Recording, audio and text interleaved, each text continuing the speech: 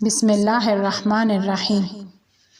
ہمارا سوال یہ تھا کہ یہ یقین کہاں سے جنم لیتا ہے؟ وہ چیز جو ہم سنتے ہیں، کسی سے مشورہ کرتے ہیں، کسی کی باتیں سنتے ہیں، کسی کے ساتھ اٹھتے بیٹھتے ہیں، ہم کیا دیکھتے ہیں؟ اکثر غلط یقین جو جنم لیتے ہیں وہ ان ڈراموں اور فلموں کا نتیجہ ہے کہ جو ہم دیکھتے ہیں۔ ڈرامہ اور فلمیں جو ہم دیکھتے ہیں وہ ہم کو خیانت کا القاء کرتے ہیں، بے عزتی کا القاء کرتے ہیں، فحشہ کا القاء کرتے ہیں، ناراحتی کا القاء کرتے ہیں، منشیات وغیرہ کا القاء کرتے ہیں۔ لیکن جب ان چیزوں کی بات آتی ہے تو اکثر لوگ یہ کہتے ہوئے نظر آتے ہیں کہ ہم دیکھتے تو ہیں لیکن اس پر یقین نہیں رکھتے۔ دیکھتے تو ہیں نا، اور جب دیکھتے ہیں تو آپ کا ضمیر اس پر یقین کرتا ہے، یعنی آپ کے ذہن میں شبیہ سازی کرتا ہے۔ مثلاً اگر ایک مرد یا خاتون ٹی وی کے آگے بیٹھتے ہیں تو اس کا ضمیر اس بات پر یقین کرتا ہے کہ میرا ہمسر بھی مجھ سے خیانت کر سکتا ہے، اور جب یہ بات اس کے ضمیر میں چلی جاتی ہے تو مستقبل میں اس کے لیے یہی پیش آتا ہے۔ ایک شخص کا کہنا ہے کہ میری بیوی نے مجھ سے خیانت کی، میں نے اس کو زندگی میں سب کچھ فراہم کیا تھا، گھر، احترام، عزت، ملک کے اندر کے سفر، ملک کے باہر کے سفر۔ میرا ذہن اس میں درگیر ہے کہ کیوں اس نے مجھ سے خیانت کی، اور وہ اس سوال کا جواب لینے کے لیے 50 ماہر نفسیات کے پاس گیا، اور جب ماہر نفسیات نے اس سے پوچھا کہ کیا آپ فلمیں ڈرامے دیکھتے ہو تو اس نے کہا ہاں میں دیکھتا ہوں۔ پوچھا کس طرح کے فلم اور ڈرامے دیکھتے ہو؟ کہا مجھے ترکی ڈرامے بہت زیادہ پسند ہیں۔ پوچھا کون سا ترکی ڈرامہ؟ کہا فلاں ترکی ڈرامہ مجھے سب ڈراموں میں سب سے زیادہ اچھا لگتا ہے۔ کہا کیوں اچھا لگتا ہے؟ کہ کہا اس میں فلاں کردار مجھے بہت زیادہ پسند ہے، فلاں شخصیت بہت زیادہ پسند ہے، اور وہ شخصیت بہت مظلوم ہے اس ڈرامے میں کیونکہ اس کی بیوی اس کے ساتھ خیانت کرتی ہے۔ اب اس کے ضمیر نے بھی اس بات پر یقین کر لیا تھا کہ میری بیوی بھی میرے ساتھ خیانت کر سکتی ہے، اور یہی اتفاق اس کے لیے پیش آیا۔ خداوند تعالی نے کہا اگر اس پر یقین رکھتے ہو، اگر اس بات کو پسند کرتے ہو کہ آپ کی بیوی بھی آپ کے ساتھ خیانت کرے، مسئلہ نہیں ہے، میں اس کو آپ کے لیے لکھ دیتا ہوں کیونکہ آپ کا یقین اس پر ہے۔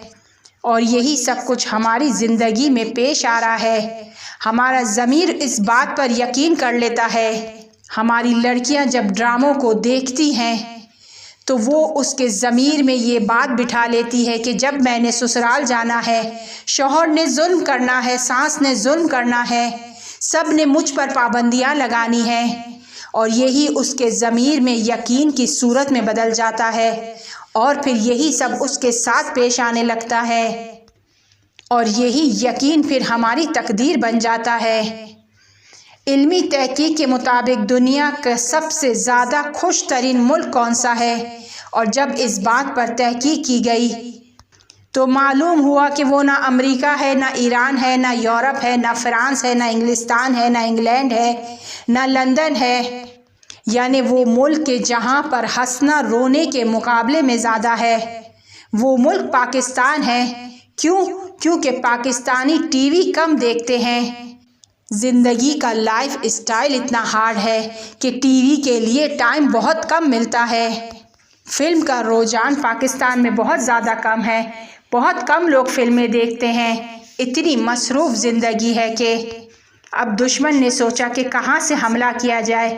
میڈیا پر ٹی وی ڈراموں میں آج کل جو ٹی وی ڈرامے بنائے جا رہے ہیں شدت کے ساتھ انسان کو منفیت کی طرف لے جاتے ہیں، یعنی ہر لڑکی کے ساتھ ایک ٹیڑھا مرد کھڑا ہے یا ہر مرد کے ساتھ ایک ٹیڑھی لڑکی کھڑی ہے، اور یہ کانسیپٹ بن گیا ہے کہ پہلی طلاق کے بعد ہی دوسرا اچھا شوہر ملے گا، پہلا اچھا شوہر نہیں مل سکتا۔ اور جب لڑکیوں کے ذہن میں یہ یقین ہو جائے گا تو یہی اس کی تقدیر بنے گی۔ بس بہترین کام یہ ہے کہ دیکھنے اور سننے پر کنٹرول کریں تاکہ قسمت کنٹرول ہو۔ شیطان انسان کو کہاں سے کنٹرول کرتا ہے؟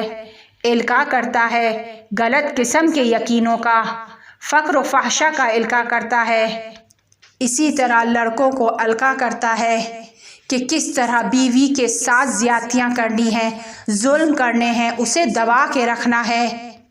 مجھے یقین ہے کہ اگر آپ ایک عرصے تک منفی بات اپنی زندگی میں نہ کریں کہ فلاں کام نہیں ہوگا، پیسہ نہیں آئے گا، کامیاب نہیں ہوں گا، پاس نہیں ہوں گا، رشتہ نہیں آئے گا، یہ سب کچھ نہ بولیں۔ کیوں منفی بولتے ہیں؟ اس منفی بولنے کا مطلب یہ ہے کہ مجھے یقین ہے کہ ایسا ہی ہوگا، اور پھر ایسا ہی ہوتا ہے۔ ایک عرصے تک کہیں خدا کا شکر ہے کہ پیسے ہیں، اچھے اچھے کلمات استعمال کریں، جاب مل جائے گی۔ ایسا نہیں ہے کہ نہیں ملے گی، ملے گی، خدا دے گا، اچھی جاب ملے گی۔ پرانے زمانے میں ایک ہی بازار میں ایک ہی چیز کی کئی دکانیں ہوا کرتی تھی، بازار مخصوص ہوا کرتی تھی۔ ایک ہی بازار میں ایک ہی چیز کی 10 دکانیں ہوا کرتی تھی، اور سب کا رزق بہترین چلتا تھا، کیونکہ بہترین کلمات استعمال کرتے تھے، یقین رکھتے تھے کہ گاہک آئے گا۔ اور آج کے دور میں اگر محلے میں ایک موبائل کی دکان ہو، دوسرا کھولتا ہے تو پہلا یہ کہتا ہے، وائے اب کیا ہوگا، گاہک میرے کہاں سے آئیں گے، میرے سارے گاہک تو اس کے پاس چلے جائیں گے، میرے گاہک آدھے ہو جائیں گے۔ اب اس نے یقین کر لیا ہے۔ خدا کہتا ہے اگر تمہارا یقین یہ ہے کہ تمہارا رزق فلانی کھا جائے گا، تمہارا رزق فلانی کو مل جائے گا، تمہارے گاہک اس کے پاس چلے جائیں گے، تو خدا بھی کہتا ہے صحیح ہے۔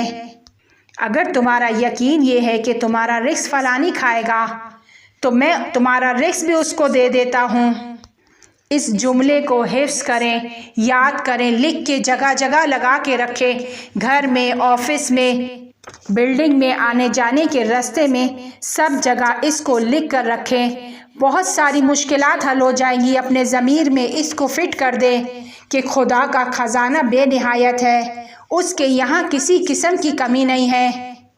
کسی کے دولت مند بننے سے کسی کی دولت کم نہیں ہوتی۔ اگر میں اس پر یقین رکھوں، نہ غیبت کروں گا، نہ حسادت کروں گا، اور نہ مال خراب کروں گا کسی کا، بلکہ اس کے لیے دعا کروں گا۔ پرانے زمانے میں اور آج کے زمانے میں لوگوں میں یہی فرق ہے۔ وہ بچے پیدا کرتے تھے اور خدا پر یقین رکھتے تھے اور خدا دیتا تھا، اور آج کے افراد سوچتے ہیں اسکول بچے کو بھیجنا ہے، اسپورٹس میں ڈالنا ہے، مدرسے کی فیس ہے، ٹیوشن کی فیس ہے، ہم کہاں سے لے کے آئیں گے، کپڑوں کی فیس، اس کی شادی کے اخراجات، کیسے سب کریں گے۔ اب خدا کہتا ہے اچھا تم نے کرنا ہے تو چلو تم کرو، میرا وظیفہ تو یہ تھا کہ تم کام کی تلاش کرو اور میں تمہیں عطا کروں، جبکہ ہمارا وظیفہ یہ ہے کہ ہم تلاش کریں اور خدا اولاد کے رزق کو مجھ تک پہنچا دے گا، یہ یقین رکھنا ہے۔